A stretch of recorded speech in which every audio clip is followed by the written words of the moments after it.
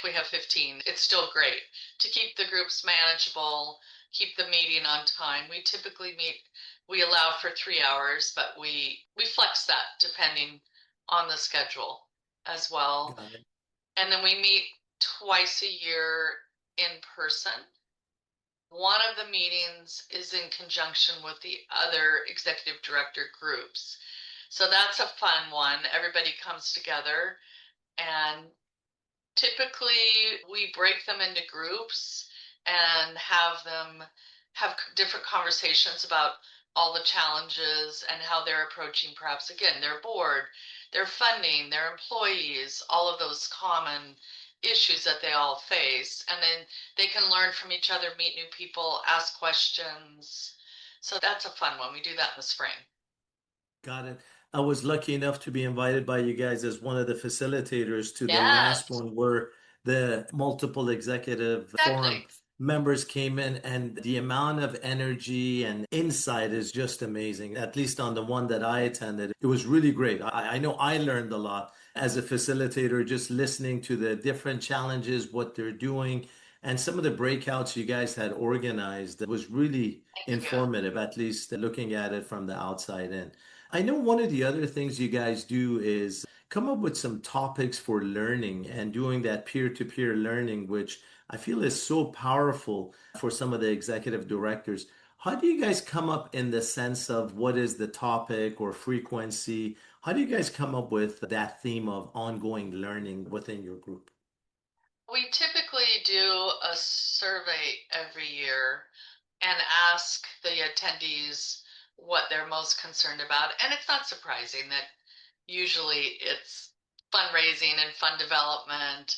A lot of times HR issues, the typical things that we see. And then we will try and find a speaker around it.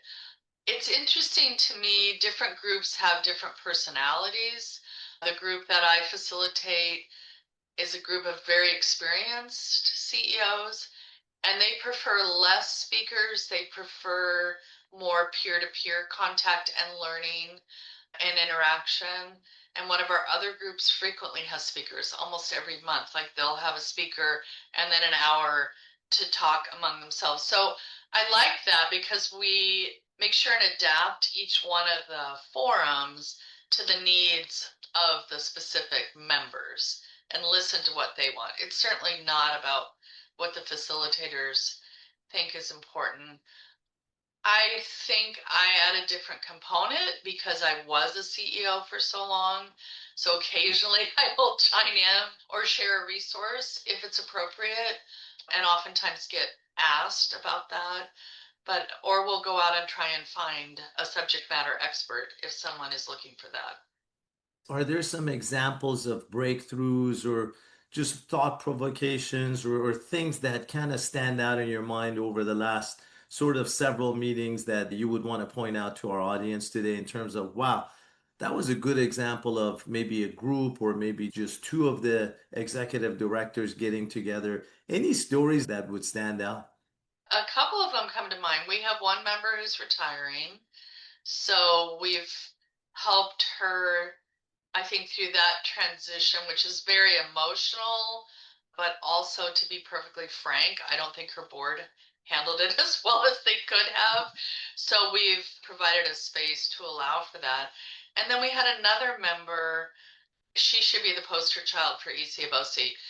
Every one of her staff has a coach, and she's utilized every service we offer. But she truly had a horrible board storm. And her board, I believe, was acting honestly illegally against the bylaws, and they were attempting to force her out. And we were able to step in and help her find the tools within the structure of her bylaws and the organization, and give her the words and the tools and the background to speak to her board members about it. And a year later, she's got a dynamic board. Those toxic board members are gone. She's running an amazing organization. So I think that's a very powerful example.